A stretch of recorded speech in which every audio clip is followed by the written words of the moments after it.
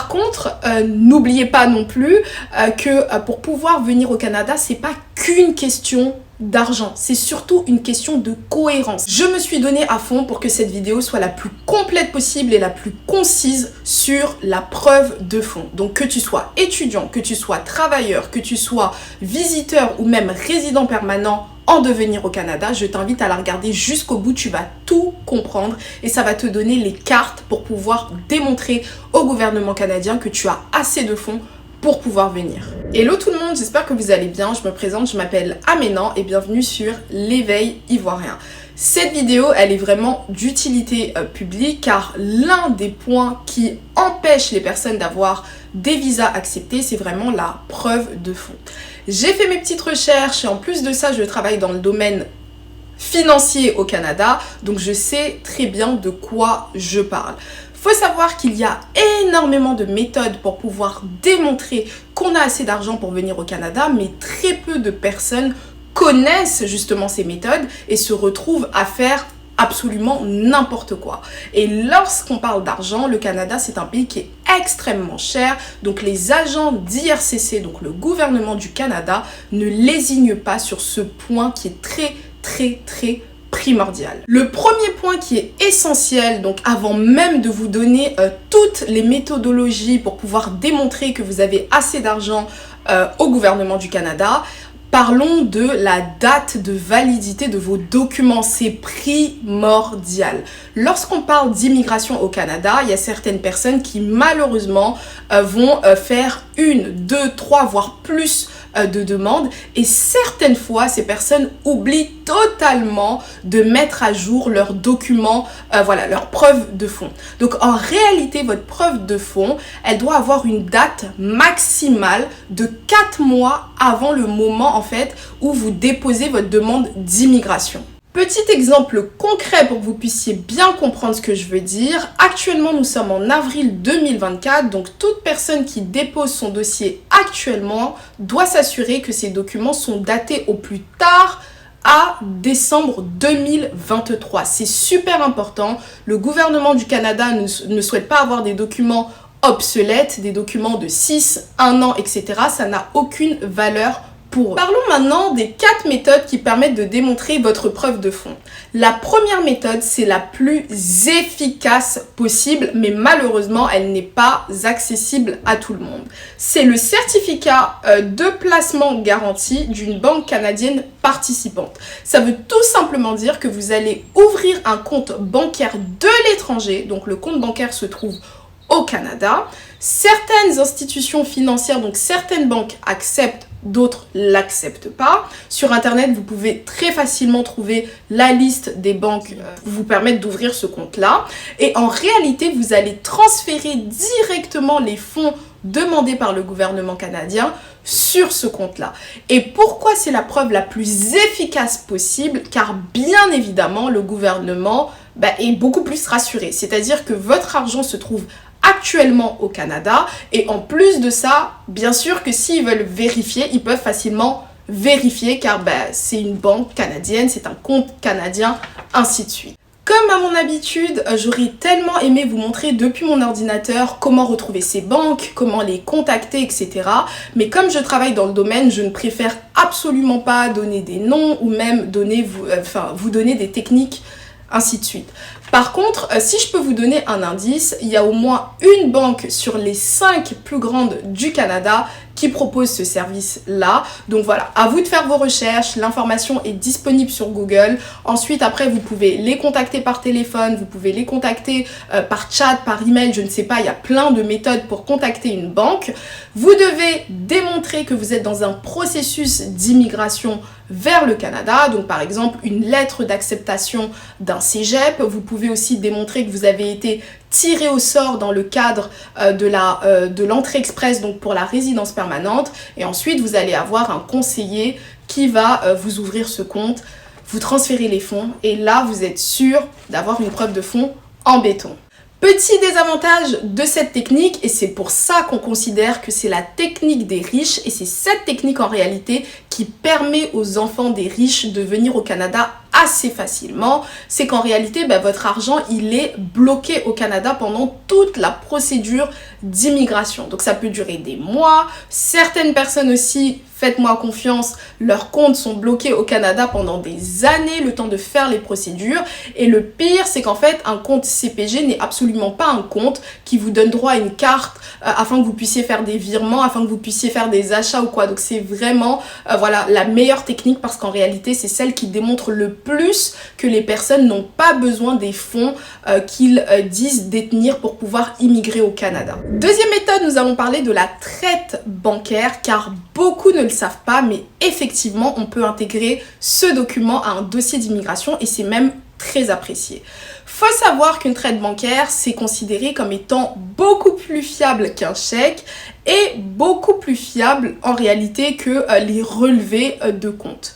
Si vous souhaitez par exemple démontrer que vous avez 20 000 $ pour pouvoir venir au Canada dans le cadre d'une entrée express ou dans le cadre de vos études, etc.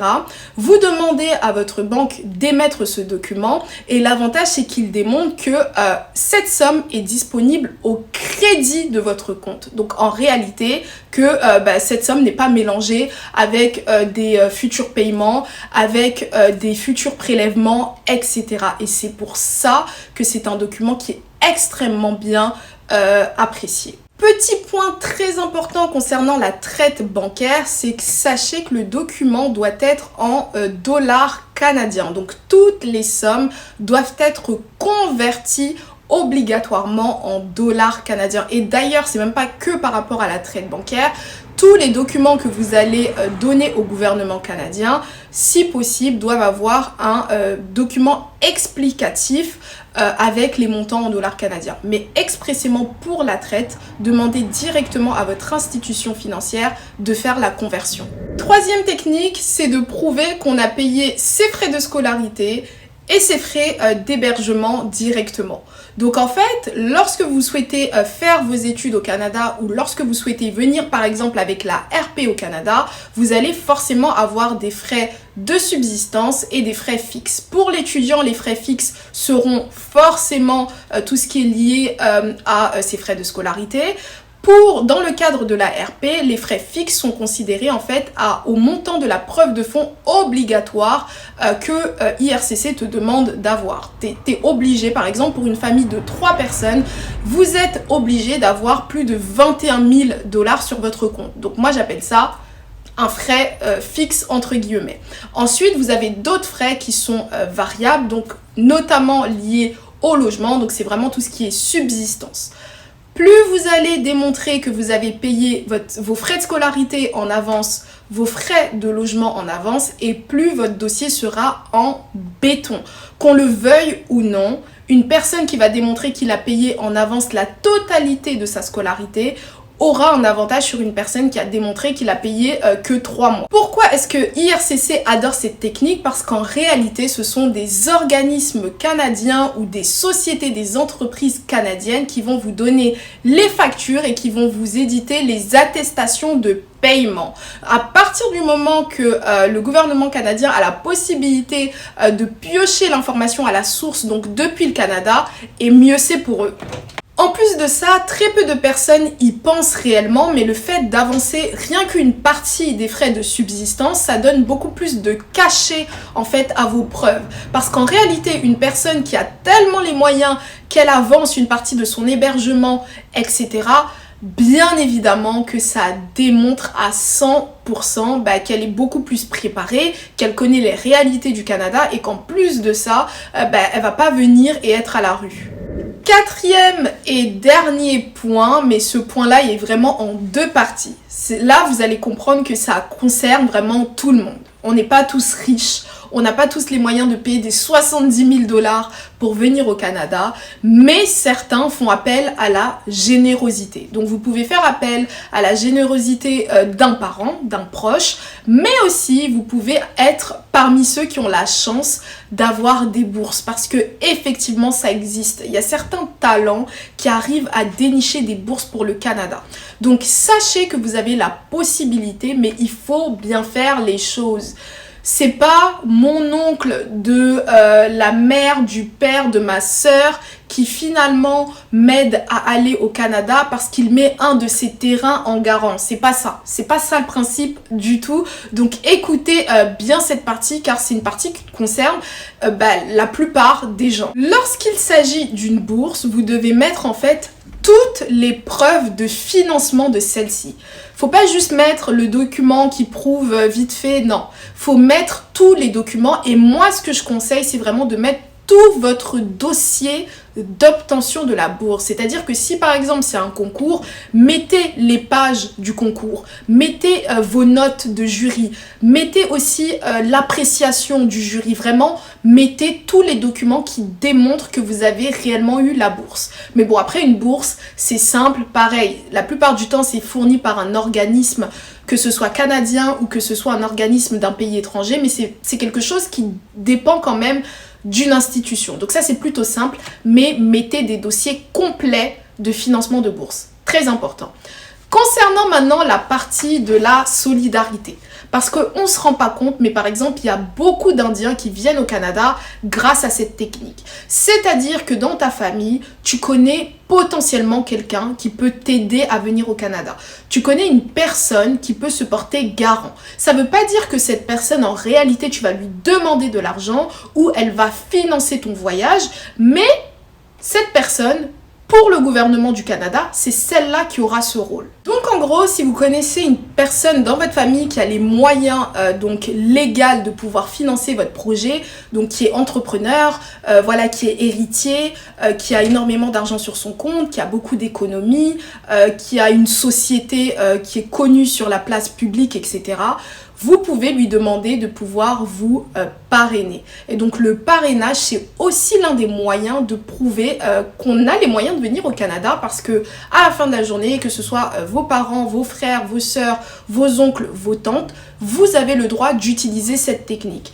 Par contre, n'oubliez pas qu'il faut obligatoirement qu'un document notarié puisse prouver que cette personne va s'engager à vous aider à venir au Canada. Ce n'est absolument pas juste le fait de prendre ces 4 mois de relevé bancaire ou le fait d'avoir une attestation sur honneur avec pièce d'identité. C'est pas comme ça que ça fonctionne. Il faut passer devant un notaire et il faut que le notaire en fait puisse signer, puisse émettre son numéro de notaire, sa signature de notaire, qu'on puisse pouvoir même le contacter pour qu'on puisse vérifier l'information, mais c'est vraiment ça que vous devez faire. Par rapport à cette méthode, il faut faire attention à certains petits points qui peuvent en fait vous piéger. Par exemple, il est considéré que ce soit une personne du 3e degré familial au plus qui vous permette de vous parrainer tout simplement. Donc par exemple, votre mère, père, vos frères, sœurs, oncles, tantes, ça c'est plutôt commun, c'est ce qui passe. Après, si vous souhaitez que ce soit une entreprise ou soit que ce soit un cousin éloigné et tout, pour le gouvernement du Canada, c'est un petit peu moins cohérent. Donc voilà, si vous avez un oncle, une tante que vous pouvez prouver par des actes de naissance, par des actes de généalogie, que vous êtes vraiment rattaché au 3e degré au plus, et qu'en plus de ça, vous passez devant un notaire, il n'y a absolument aucune raison que le gouvernement du Canada refuse votre demande. Car vous allez vous rendre compte que vous faites partie des seuls réellement qui utilisent ces petites techniques que je viens de vous donner. Avant de conclure, moi la seule chose que je peux vous dire, c'est vraiment soyez dans les détails. Que vous ayez les moyens ou pas de venir au Canada, considérez la preuve de fond comme l'un des éléments clés qui va soit vous permettre d'avoir le visa ou soit justement vous empêcher de venir au Canada. N'oubliez pas que plus vous allez être précis dans les documents, plus les documents seront actualisés, plus vous allez mettre de preuves et mieux c'est. Par contre, n'oubliez pas non plus que pour pouvoir venir au Canada, c'est pas qu'une question d'argent, c'est surtout une question de cohérence. Est-ce que les documents que tu as donnés sont en adéquation avec le métier que tu as dit que tu faisais? Est-ce que le document que tu as donné est converti en dollars canadiens pour qu'un agent d'immigration du Canada puisse savoir ça correspond à quelle somme? Est-ce que les documents que tu as donnés sont en adéquation avec toutes les nouvelles lois qui changent jour après jour, mois après mois. Donc c'est vraiment ça, faites des dossiers d'immigration qui sont cohérents. Je pourrais en rajouter encore et encore tellement il y a de méthodes, de techniques pour pouvoir démontrer que le projet d'immigration est accessible à sa bourse. Par contre, en début de vidéo, j'avais promis justement d'être concise, donc je m'arrête là. Mais juste pour vous donner un petit aperçu, si jamais vous acceptez en commentaire que je fasse une partie 2, c'est que vous avez aussi la possibilité de pouvoir démontrer que vous avez de l'argent si vous êtes entrepreneur vous-même. C'est possible. Certains vont dire que c'est pas cohérent car lorsqu'on est entrepreneur, pourquoi on veut immigrer au Canada? Mais je peux vous garantir que si vous êtes entrepreneur, même si vous avez une petite boutique au pays, vous pouvez démontrer par cette boutique que vous pouvez venir au Canada. Mais bon, bref, ça ce sera dans la partie 2 si vous le souhaitez, donc dites-le moi en commentaire. J'espère que vous l'avez apprécié cette vidéo, je vous souhaite une excellente journée, soirée, peu importe à l'heure à laquelle vous regardez cette vidéo. Et moi je vous dis à la prochaine pour une prochaine vidéo, donc surtout n'oubliez pas de vous abonner, commenter, liker, partager. Bye bye!